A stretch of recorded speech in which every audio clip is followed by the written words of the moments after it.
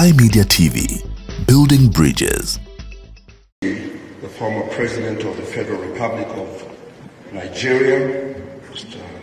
Govt Jonathan, distinguished heads of election observers mission to the Republic of Zimbabwe, distinguished members of the SADC organ, Troika, Director of the SADC organ on Politics, Defense and Security Cooperation, representatives and members of the Zimbabwe Electoral Commission, Your Excellencies, heads and representatives of the diplomatic missions accredited to the Republic of Zimbabwe, members of the SADC Electoral Advisory Council, SADC election observers, leaders and representatives of the various political parties, representatives of local and international election observation missions, religious leaders and members of the civil society, members of the media, distinguished guests, ladies and gentlemen.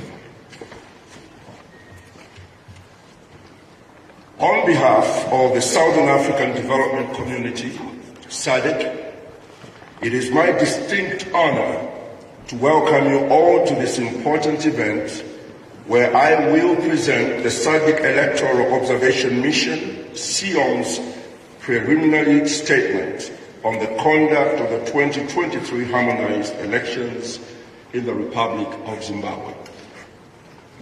The elections were observed in line with the revised SADC principles and guidelines governing democratic elections 2021 and the relevant laws of the Republic of Zimbabwe. I was appointed as the head of the SADC Electoral Observation Mission to the Republic of Zimbabwe by His Excellency Hakainde Hichilema, President of the Republic of Zambia, in his capacity as the chairperson of SADC Organ on Politics, Defense and Security Cooperation. I maintained close collaboration with members of the organ Troika, currently comprised of the Republics of Zambia and Namibia and the United Republic of Tanzania regarding the harmonized elections in Zimbabwe. The SEOM also benefited from the pre-election goodwill assessment mission and report of and advice from the SADC Electoral Advisory Council, known as SEAC. The SADC Electoral Observation Mission comprised of 68 observers, 50 were deployed to the 10 provinces of Zimbabwe, and the rest were based at the SEOM headquarters here at the Rainbow Tower Hotel. Our observers were deployed to Harare, Bulawayo, Machwingo, Mataveleland North, Mataveleland South, Midlands, Manicaland, Mashonaland East, Mashonaland Central, and Mashonaland West. During the pre-election phase, the mission consulted key stakeholders, such as the Zimbabwe Electoral Commission, ZEC, key government agencies, leaders of political parties, representatives of faith-based organizations, media, civil society organizations, and the heads of international election observation missions. The preliminary statement covers the mission's observations of the pre-election period and voting day activities. The mission's final report will cover in more detail the observations of the pre-election and the post-election phases, and is aimed at supporting and strengthening the democratic electoral processes in the Republic of Zimbabwe as a SADC member state. Now, here is the summary of our findings. Your Excellencies, ladies and gentlemen, I now wish to share the summary of the mission's key findings. A political and security environment. After consulting widely with stakeholders, the consensus was that the country was generally calm and peaceful. Constitutional and legal framework for the elections. The mission noted that the 23rd of August 2023 harmonized elections in Zimbabwe were regulated by the Constitution of the Republic of Zimbabwe and the Electoral Act of 2013. According to Section 158, Section 1, Subsection A of the Constitution of Zimbabwe of 2013, general elections should take place more than 30 days before the expiry of the 5-year period specified in Section 143 of the Constitution. The mission noted that this section applies to the duration and dissolution of Parliament and stipulates that Parliament is elected for a 5-year period which commences from the date the President-elect is sworn in and assumes office. The mission further noted that Section 144 of the Constitution requires the President, by proclamation call, to set a date for a general election after consultation with the Zimbabwe Electoral Commission. Pursuant to this provision, His Excellency Emerson Dambuzo Mnangagwa, on 31st May 2023, issued a proclamation fixing the 23rd of August 2023 as the date for the presidential, parliamentary, and local government elections referred to as the harmonized elections. The mission was informed that a further proclamation was issued rendering 24th August 2023 as a polling day because of the delays experienced at certain polling stations. Furthermore, President Mnangagwa also proclaimed 2nd October 2023 for the runoff election to the office of President if such a poll becomes necessary. The mission noted that this proclamation was in line with the paragraph 4.1-3 SADC principles and guidelines governing the democratic elections, which requires that the date or period of elections is prescribed by law. C. Election management.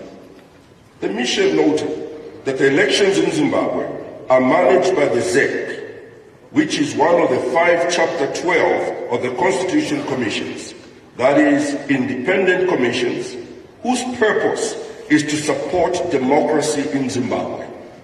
In terms of Section 235 of the Constitution, the commissions must act in accordance with the Constitution, and they must exercise their functions without fear, favor, or prejudice. D. Delimitation of constituencies. The mission was informed that the delimitation exercise that was conducted in 2022 by the ZEC was marred with controversy. In one way or another, concerned stakeholders claimed that the report that ZEC submitted failed to observe the constitutional requirements for such an exercise, and that there were also divisions among 7 commissioners of the ZEC regarding the veracity of this report. The main allegations made against the report was that it constituted gerrymandering and that it failed to observe the correct methodology for calculating the 20% variance constitutional rule with respect to minimum and maximum sizes of the 210 electoral constituencies. The courts dismissed legal challenges that were brought against the delimitation report of 2022. The mission, however, noted that there still remain questions regarding the delimitation exercise for the following reasons. Number 1, in its delimitation report of 2022, the ZEC rightly states that the Constitution recognizes the impracticality of having equal number of voters in each constituency by allowing the Commission to depart from this requirement with a stipulated margin. In this case, the Constitution in Section 161, subsection 6, stipulates that no constituency may have more than 20% more or fewer registered voters than other constituencies. The Constitution in Section 161, subsection 6, A to F, also lists factors that need to be considered when delimiting, since they are important during the exercise. However, the ZEC goes on to also state that, based on the provision of Section 161, subsection 6, the Zimbabwe Electoral Commission then calculated the 20% deviation from the national average voter registration expected in each constituency, which was 27,640. This yielded a deviation of 5,528 voters. Since the average number of registered voters was regarded as a stable benchmark against which delimitation of constituencies was considered and conducted, the deviation figure was added to the national average to determine the maximum number of registered voters that a constituency delimited would contain, for example, now at 33,168. 2. The mission noted that the use of the average number of voters per constituency is inconsistent with the provision of Section 161, subsection 6 of the new Constitution that was adopted in 2013. The word average appears in Section 61A, subsection 6 of the old Constitution of Zimbabwe, under which it was permissible to calculate the minimum and maximum permissible number of voters per constituency by using the national average as the baseline. The word average does not exist in Section 161, subsection 6 of the new Constitution, which deals with the same subject matter.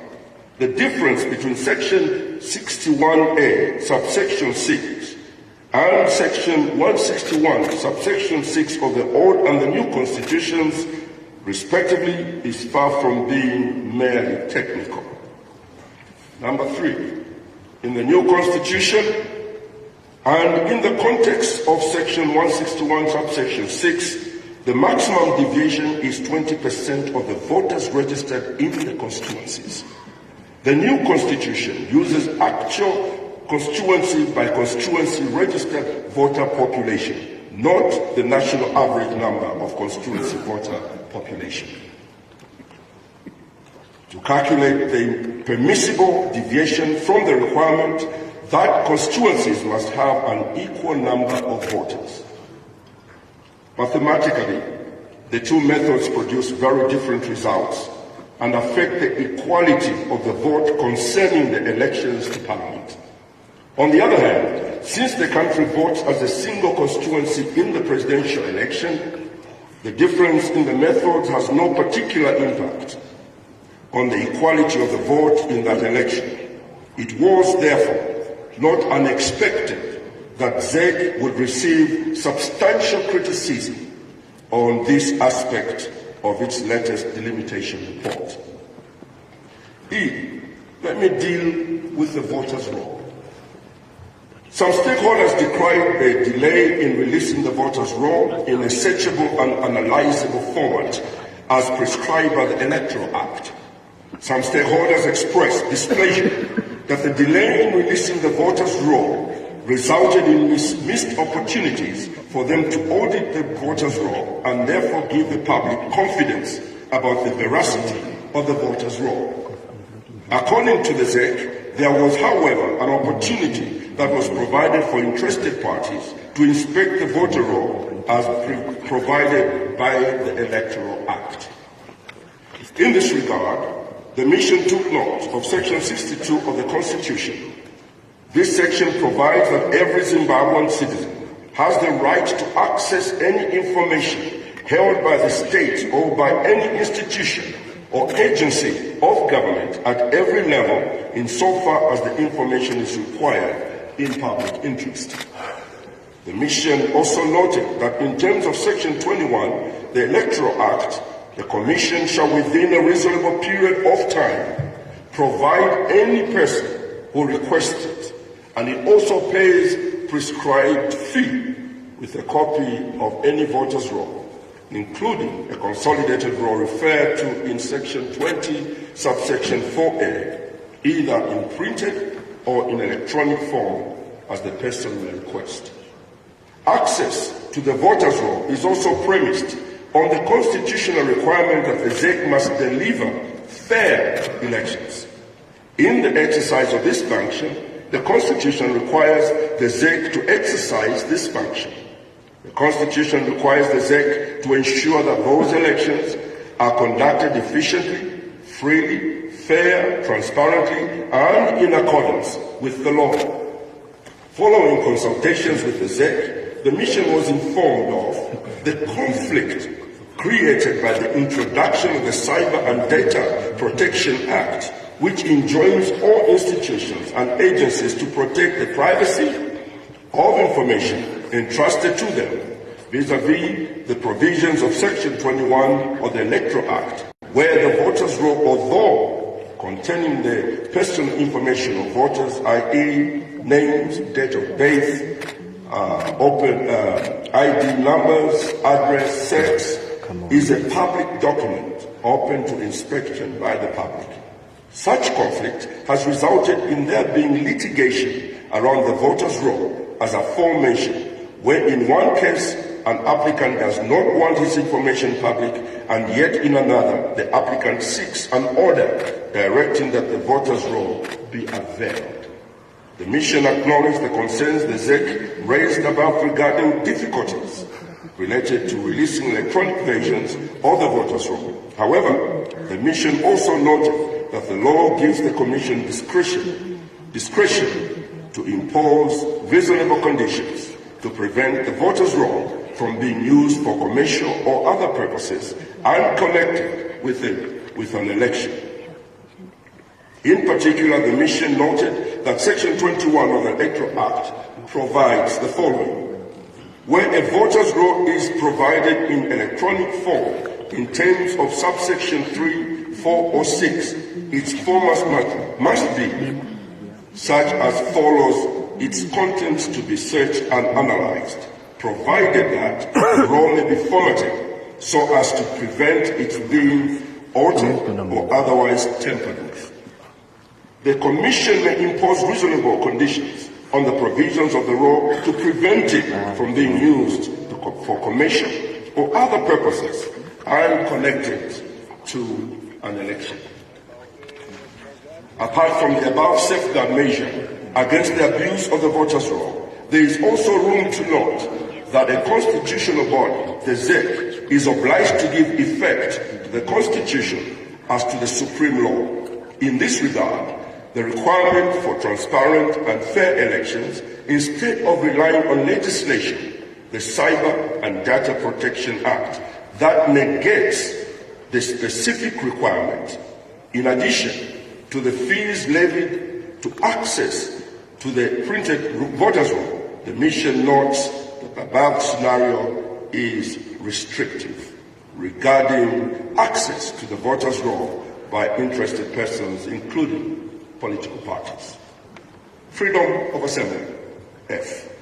The mission noted the controversy emanating from the Maintenance of Peace and Order Act, MOPA, which sets out a process for notifying the Zimbabwean Republic Police of the intention to hold a campaign activity. In this respect, there were stakeholder concerns about the right to freedom of assembly for election campaign purposes, whereupon the CCC reported that their rallies were being subjected to unreasonable cancellation by the Zimbabwe Republic Police.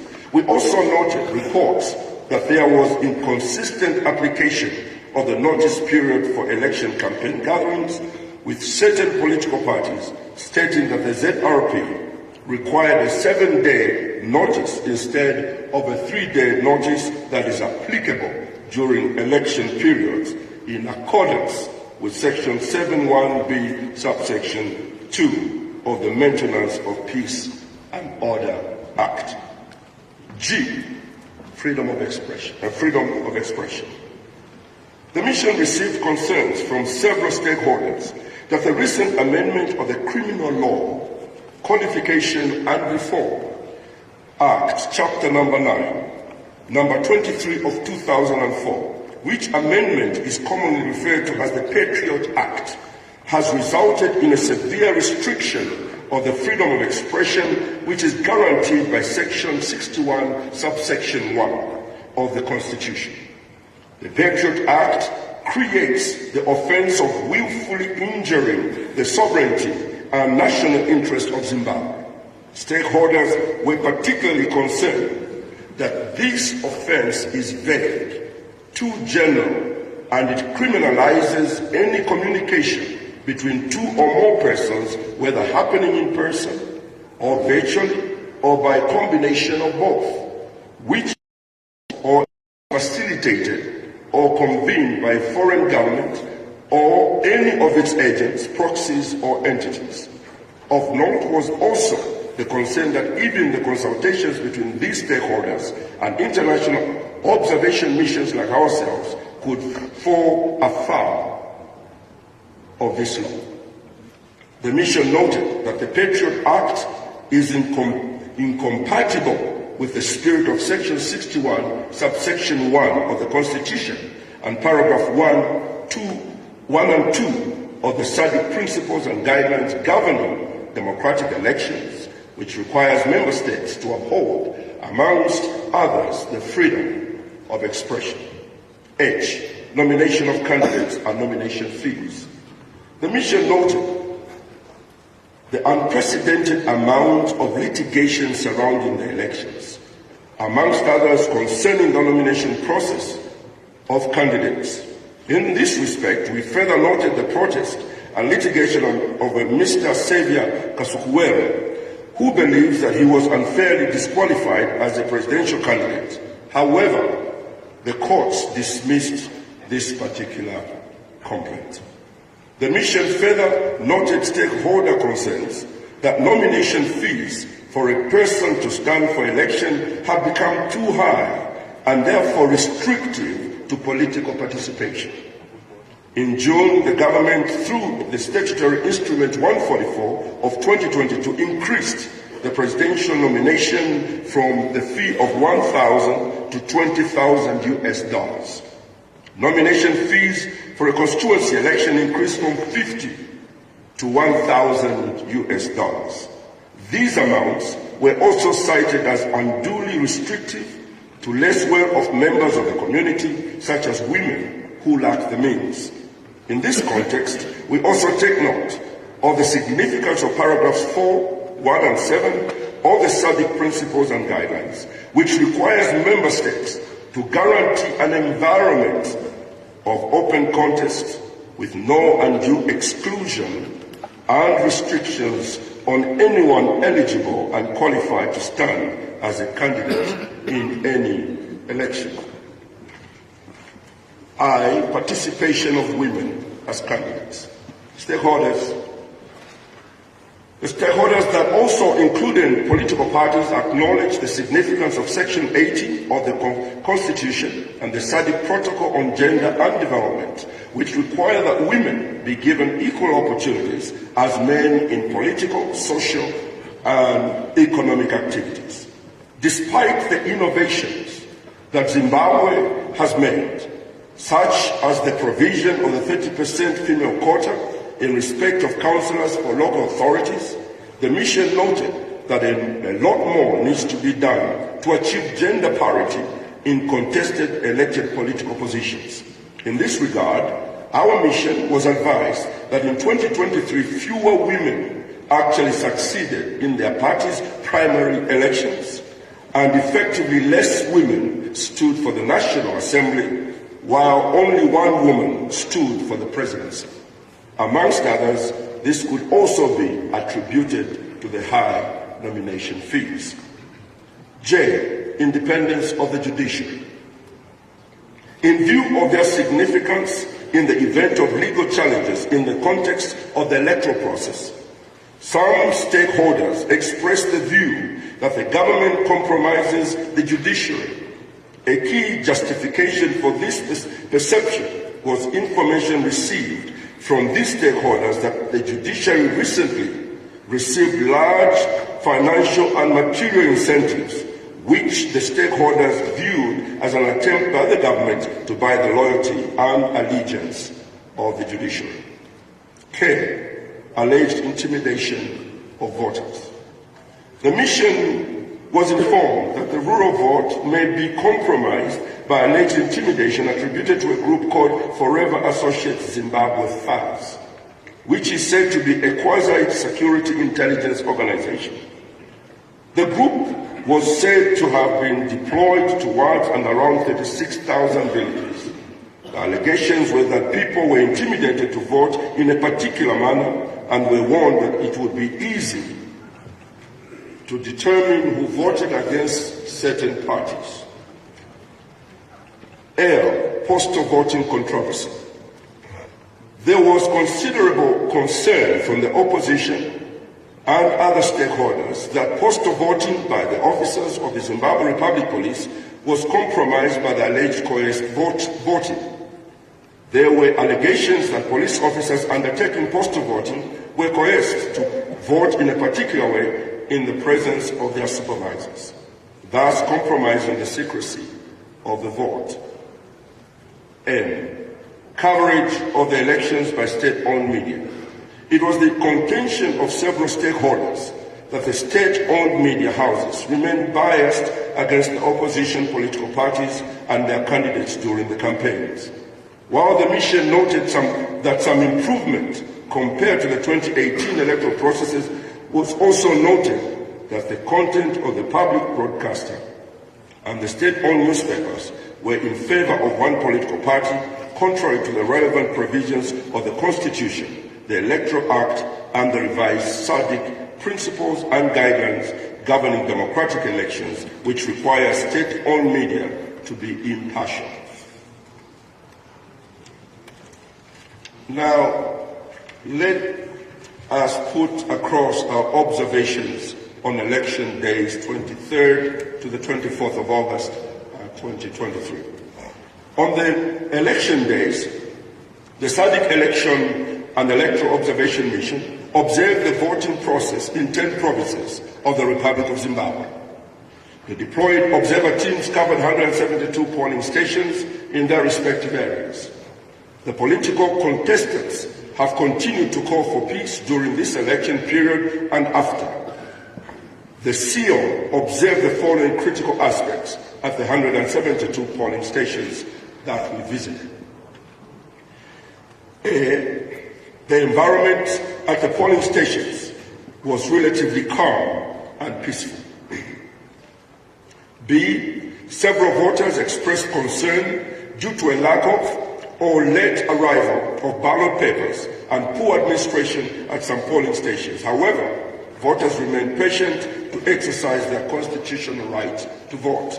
C, professional and attentive police presence enhanced the overall peace and secure environment in all the polling stations observed. D, 64% of the voting stations observed open on time, 36% did not open on time for the 7 a.m. stipulated opening time. Some polling stations opened more than 12 hours after the stipulated time. The reason provided by ZEC for the unprecedented development was the unavailability of ballot papers, particularly for the local authority elections and also due to previous litigation. The challenge was, however, specific to Harare. The challenge was, however, only specific to Harare and Bulawayo provinces. Due to the delays, some voters left without casting their votes, while others remained in the lengthy queues throughout the day and night. By 6 a.m. on the 24th of August 2023, some voters in these two provinces had still not voted. Consequently, these delays also had a knock-on effect as they dissuaded voters from voting in the first place. Against this observation, we further note the following. Number 1, Section 52, subsection 1 of the Electoral Act provides that for any election, the ZEC should ensure that every constituency elections officer is provided with polling booths or voting compartments and ballot boxes and shall provide papers, including ballot papers. 2, before election day, ZEC had assured our mission and other stakeholders that all necessary voting materials, including ballot papers, were available and ready for use. This communication was made in the context of Section 52A, subsection 2 of the Electoral Act, which requires ZEC to provide information on the number of ballot papers and publication of details regarding ballot papers. Based on these two considerations, the subsequent information from ZEC that they did not have adequate ballot papers has the unfortunate effect of creating doubts about the credibility of this process. E.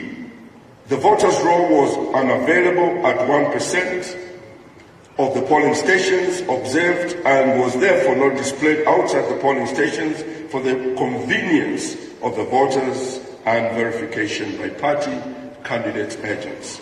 F. During the voting period, and at 26% of the polling stations observed, not all voters who turned out to vote could vote. The reasons advanced for this included: number 1, voters were identified, but their names were not found on the voters' roll. 2, it was not possible to establish the voters' identity. 3, voters were at the wrong polling station. And 4, voters did not have a national identity card or passport, or due to absence of an official witness confirming an elector's identity. G, 8% of the polling stations observed were not accessible to voters living with disabilities. At 50% of the polling stations, voters living with disabilities, the elderly, the pregnant women were not given priority to vote. I, in 3% of polling stations observed, indelible ink was not checked on the voters before allowing them to cast their vote. J, at 97% of the polling stations observed, voting was free from usual irregularities. K, voting proceeded in an orderly manner at 95% of the polling stations observed.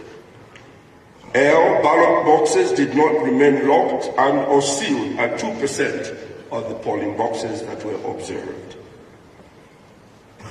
M, as a result of the excessive delays in the opening of polling stations in Harare and Bulawayo provinces, at least 36% of the voting stations observed did not close at the scheduled closing of 19 hours, while some had not even opened by that time. It was announced that voting would be extended to proceed into 24th August 2023 to compensate for the late opening. And N, in previous stakeholder consultations, a shadowing organization that I've already referred to as Forever Associate Zimbabwe was accused of conducting a countrywide exercise of electoral intimidation. Our observers confirmed the existence of this group, as its officials or agents were easily identifiable at some polling stations as they were dressed in regalia emblazoned with the FAR's name and were accredited electoral local observers. These and other unidentified persons who were not polling officials were also observed taking down the voters' names before they cast their votes. In some areas, voters were intimidated by the actions of these individuals. Or the mission observed the closing on the vote counting processes. A proper analysis of these two processes shall be provided in the final SIOM report. Number 4, recommended improvements in the electoral process. At this juncture, allow me to recall that SIOM is continuing the process of electoral observation in the post-election phase.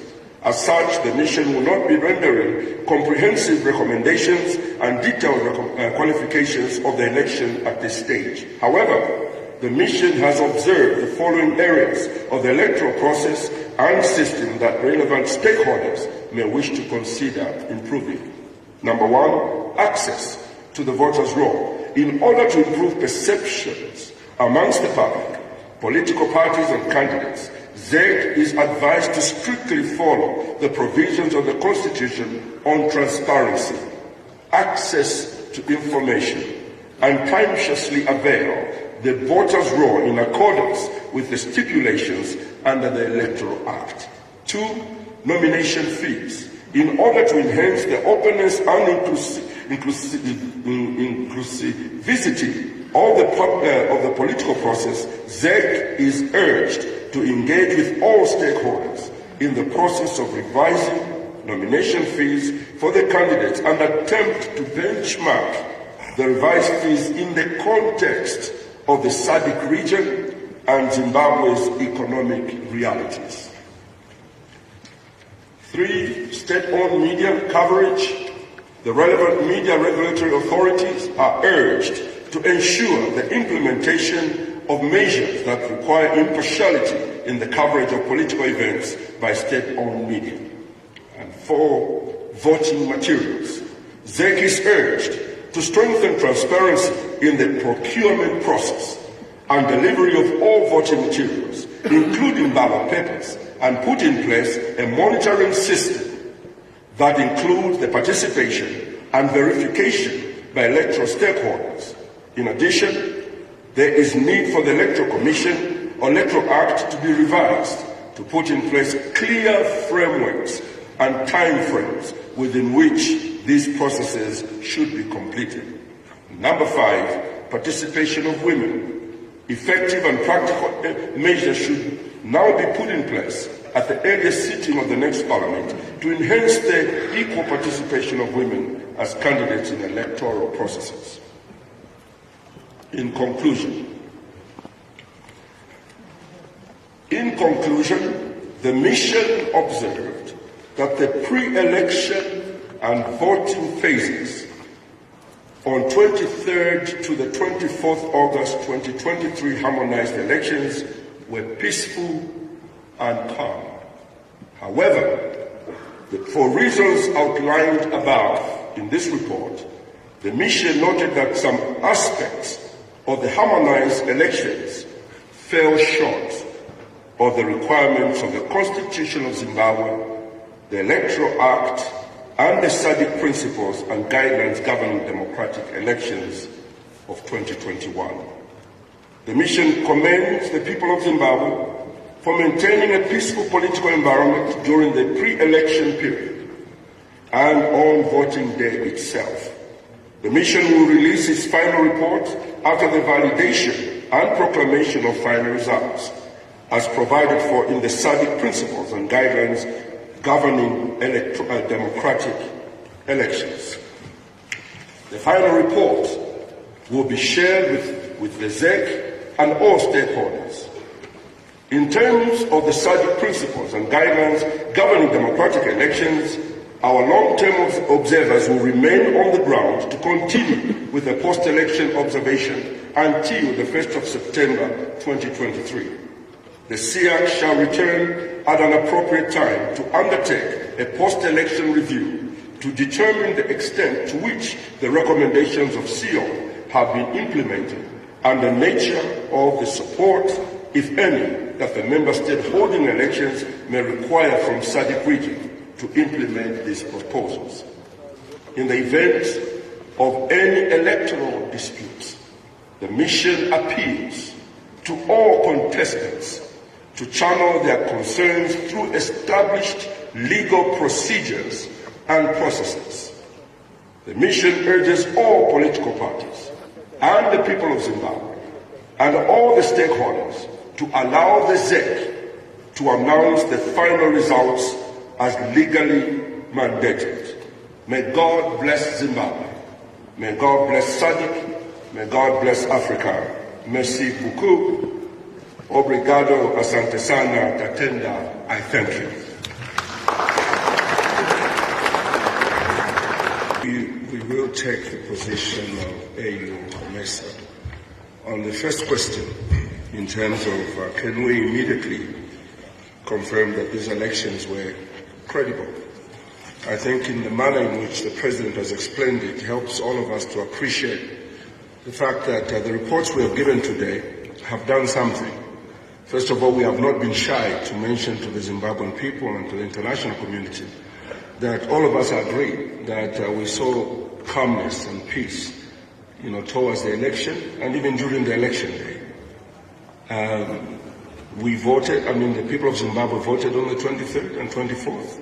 We witnessed there, and our report stipulates each area, whether it was voters' roll, whether it was the ballots, whether it was the security. We have articulated our position in view of what we observed.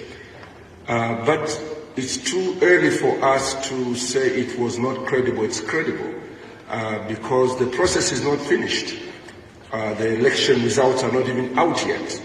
And like the president has said, you may raise your hand today and say, we are done and dusted and it was credible. Then tomorrow you just get a shock of your life that everything is reversed in one action. So I think let's be fair with ourselves that question maybe is coming too far ahead. As SADC has guidelines and principles that we use to assess an election process. And SADC is clear today in our report. We have stated our position as to whether, everything was in place according to our standards and guidelines. And our conclusion directly deals with our position on that. And if you look at our conclusion, it will speak to you on that issue. On the question of, do we go into the villages or we just restrict ourselves to the urban areas? I think that the goodness of having a multiplicity of observer missions is that some of them have greater capacity than others. Those who have greater capacity are going to obviously go into more areas of the country, and others may not go as far, but everyone is observing, and that's why we do it together, because where AU went, probably we didn't go. Where SADC went, probably they didn't go. And generally we can bring the general feeling from across the country by bringing all these areas together in our reports. So I think, we have done our best as COMESA. We've been to all the 10 provinces. Did we go to every village? No, we didn't. But there were people there in those areas as well where we didn't go. The last one, yes, ZEC promised us in this very hall that they were ready for this election. And that really brought a lot of happiness to all of us. But life happens. Life happens like it happened on the 23rd, that what they promised us did not come to pass. Obviously, you noticed the uneasiness, the discomfort that brought along. Our responsibility as observers is simply to observe as to what kind of impact is that kind of situation going to have on the outcome of this election. And I think that's why we have been observing. And the rest of the concerns, we have raised them in our reports, and we have addressed the issues of ZEC directly in all of our reports. So I think that ZEC, it remains for them to assess what we have said, and the Zimbabwean people to make up their minds based on what we observed and what we think about the failure of ZEC to live up to their promise. But again, all that is in our reports. I thank you. Straight going to the first one by Andy about the provisions that we should quote as the ones that have not been met, which have fallen short within the Constitution of Zimbabwe. I think that my presentation was extremely thorough today. I'm not trying to say anything, but you noticed how much we worked hard to go into the Constitution when we were raising issues, whether it was on the roll or whether it was on the ballots, whether it was on any subject that I touched. I referred to the Constitution of Zimbabwe, and the provisions are there, and we'll make sure you get a copy of our speech, and you can sit down and make sure that you read the provisions that we have outlined and how we believe that they have been maybe not fully honored in the manner that the Constitution demands. The easier one is that of what we represent. We are SADC. Zimbabwe is a signatory to the SADC protocols. All of us in the SADC understand the guidelines according to our little booklet, which is this one, which has the SADC principles and guidelines on elections. all of us subscribe to this. So the job of this mission is very easy. We take all the issues that we have raised in our report and judge them against our own principles. And our statement in our conclusion makes it clear that not everything, but we actually are very clear to say that, however, for reasons outlined above, the mission noted that some aspects of these regulations and the Constitution of Zimbabwe have not been met as is expected of any nation which is, subscribes to SADC. So if we didn't say that, we'd be lying and we'll be creating a totally wrong perception about SADC. We think that there are many things that should have been done in the way that we prescribe for ourselves, and they were not done. So even that is also quoted. The guidelines are also quoted in my speech. And so those that are breached are quoted, and I think you can help yourself with that. Okay. The other one is, you asked us, let me start with your second question, concerning the accusation against SADC that we escorted candidate Chamisa to go and vote. First of all, let me say the reason we did not comment or answer it, we laughed about it because it is totally, it's a ridiculous statement. We come here to observe every participant. Just a day before, we were with President Mnangagwa, and we went through many things there. And before then, the first group we met was Mr. Mpofu, the Secretary General of Zanu PF, with his entire team. And we exchanged ideas. So if you take a picture with me and Mr. Mpofu, and you support CCC, then you create a story. He has been, he's favoring Zanu PF. Then you don't understand the role of observers. If we don't go where he is, how will we observe? Observing means you are seeing. So we went to see, but we did not go with him. That was the naughtiness of that story. And that is why we did not answer it.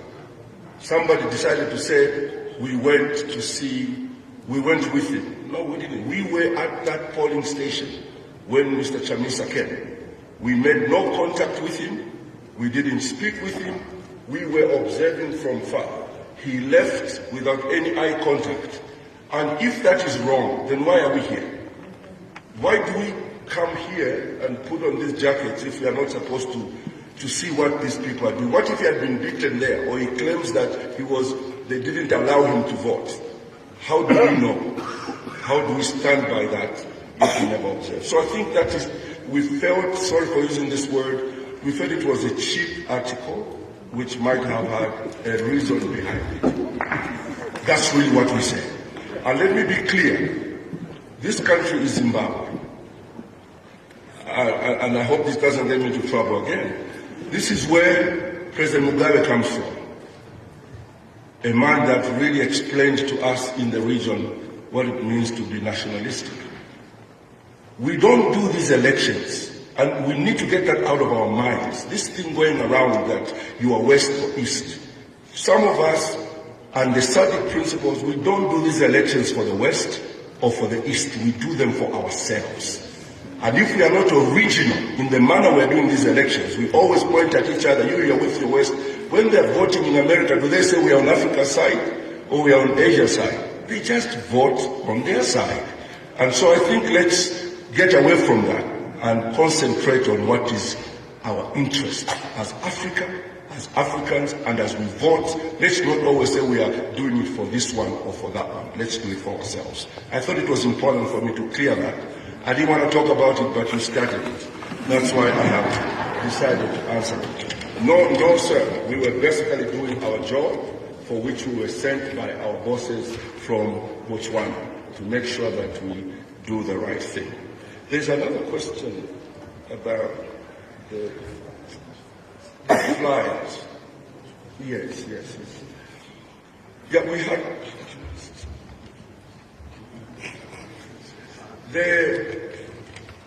We saw the flyers. All we can say ourselves is that it's unfortunate. We've taken note of that, and we are anticipating or expecting, that Zimbabwe itself and the security wings must investigate and find out who is behind that, because I think that affects the electoral process.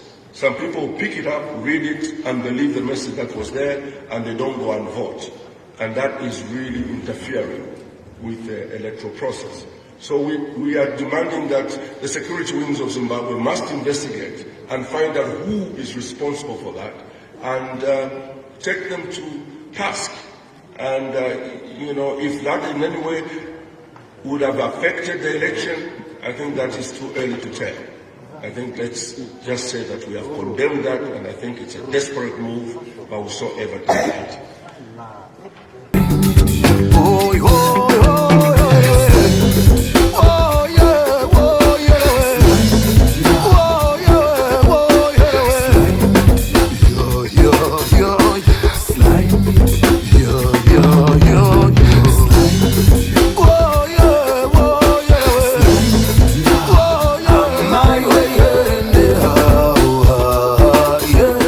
Sly Media TV, building bridges.